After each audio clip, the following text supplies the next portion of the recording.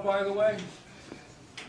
3 o'clock, 9 o'clock are spray. 6 o'clock is prime.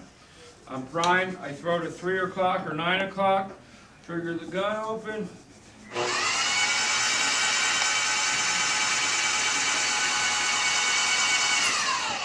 We were already primed. I do have a trigger lock on this gun. When you're working in the tip area under pressure, engage the lock. Screw your tip and your guard on. Be careful, if you bought any replacement guns yet, you have? Tips, not guns. No, we have. Okay. Go on. This is a pricey gun. These are real fine threads on here. I prefer when you stow these things to keep the guard on. Reason being, if these threads start getting hogged up, they're so fine, you could probably chase them once with a die, but you're gonna throw the body of the gun away and get a new one. It's gonna set you back $700-800. So stow this gun with the guard on so we don't damage those threads. You don't want to have to, because you hogged up the threads, nothing else mattered with the gun, drop that coin. All right? Like I told you, I have a swivel. So we're under pressure here, and now I got 1,000 pounds of pressure. Material only. This is all, I felt it. I'm not sure what's going on. Just there's a little dirty paint in there. Right. Chris. Yeah. You got a channel lock? Yeah. There's a lot of residual paint. Thank you.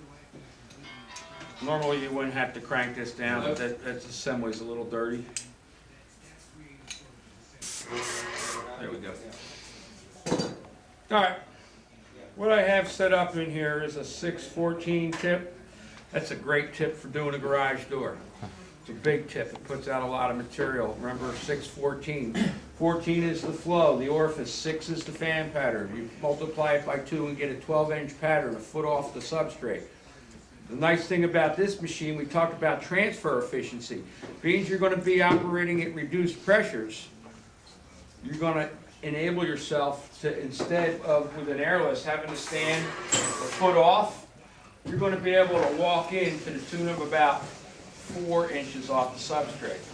The closer you get, the less overspray and the more efficiency you'll have.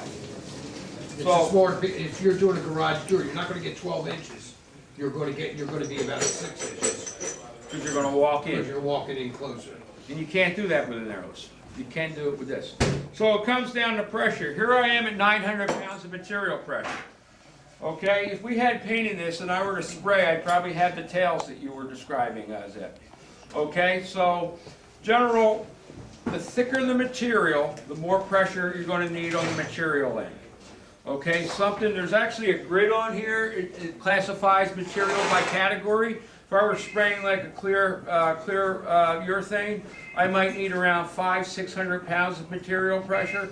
I might need around 5-6 pounds of air. If I got into a good quality latex, most good quality latex semi-glosses, your it may be Richlux? Richlux. Yeah, your Promar 200, okay, stuff like that, all your good quality latex semi-glosses, you're going to be at around 1,000 pounds of material pressure, you're going to be around 12 to 15 pounds, 10 to 15 pounds of air. Any info on this? I think in the owner's manual, Jim, What's set up?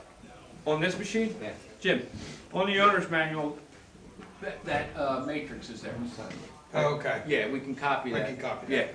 All right. So my point being, the thicker the material, the more pressure. If you were using a DTM, I might need 1,800, 2,000 pounds of material and 25 pounds of air. But your whole objective is to use the least amount of material and air pressure. So I got 820 pounds of air material here.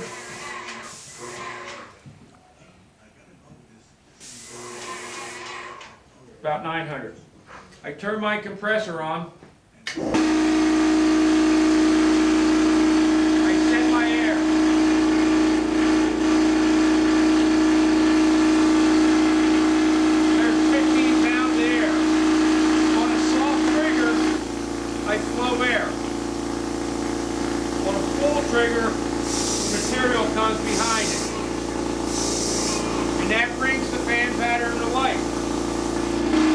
that 900 pounds I was using semi-gloss, I would do my fan pattern, I'd have a holiday and 2 tails. So what I like to do is start them around with semi-gloss around 10 pounds of air and gradually add it, and it will eliminate those tails and bring the fan pattern right back to life. Again, the whole trick here is to use the least amount of material and air pressure. Razor blade. Nothing. So that's what we're doing here. It's air assisted, airless. Use the minimal amounts of pressure, and remember to walk in. For those of you guys who are spraying airless, you're used to walking, working a foot off the substrate. Now, when I first started selling these, I've demonstrated, guys would use it. There they are, standing back here. I'm like, no, you gotta get in. I'm trying. So that's the key, when you get your right pressure set right, work around 4 to 6 inches off the substrate. I have about 20 different sizes of finish tips, starting at a 108 up to a 614. 108 is a great tip to do spindles. At 3-4 inches off the spindle, I'm going to get you about a 1.5 inch fan pattern, 2 inch max. Okay? 614 is great for a garage door. If you're painting 6-panel doors, guys like 210s or 310s. 310s. 310s. 6-panel door, 310. If you're painting like the 3.5, 3.25 inch molding, guys like 210s. The door frames. Yeah, the bucks, right. So we can get you any fan pattern and flow that you need for this finishing stuff. Now, if say your equipment's all broken, Jimmy's dragging his feet fixing it. Brian's dragging his feet fixing it. No, if you got equipment down, the beautiful thing to this is it's an airless. Okay, what I would do is I would kick the compressor off, go to my airless mode, crank the pressure up. I'd throw a 517, 619 tip in it. But I don't like you using this gun when you're running this as an airless. Unbolt this gun, put a $125, $150 airless gun, use that gun for that purpose. I don't think you bought these to do both. You're using these for finishing, am I right?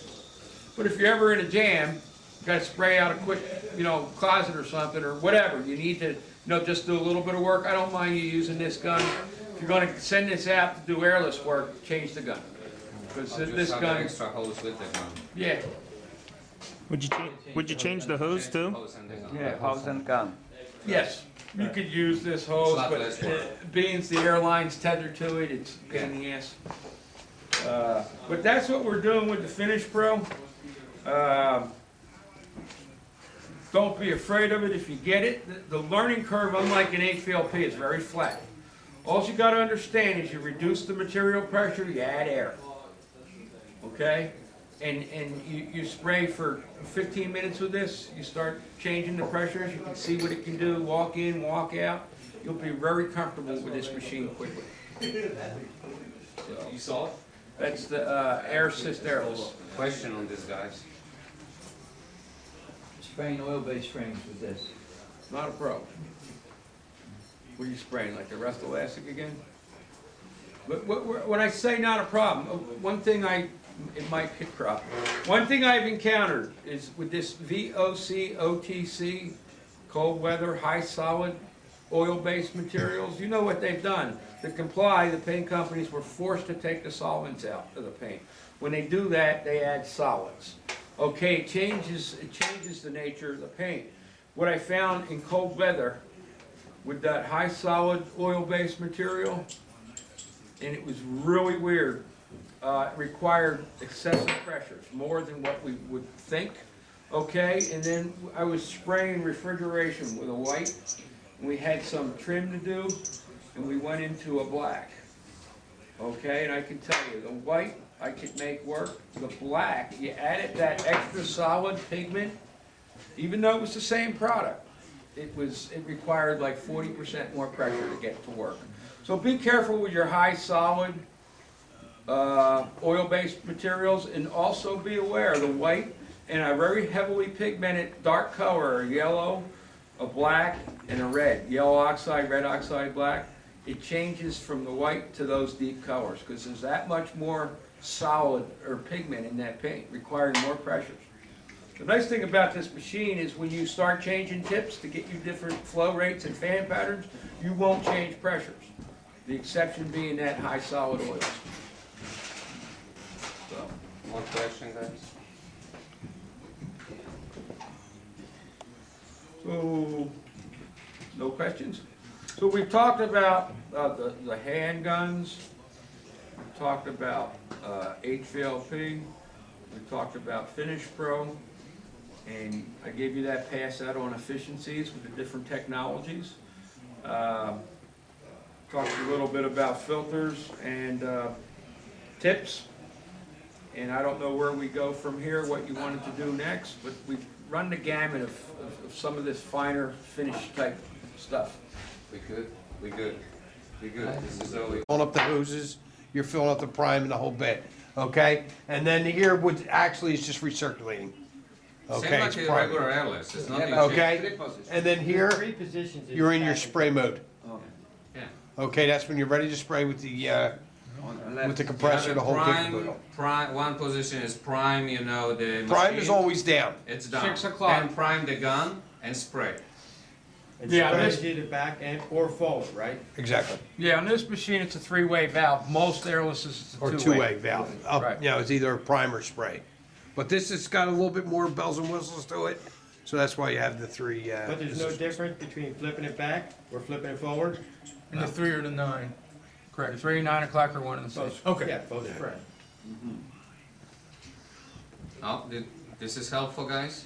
I hope, is this what you guys wanted? Is, you know, I mean, if there's anything else that you would, you know, want us to go over in the future when we do these other meetings, think about it, and then next time when it comes up, you know, 4 or 5 months from now, we have another training. Think about, voice to Zebby what you want to know, what you didn't know, what you would like to cover, and then we'll make sure we're set up so we can cover that for you.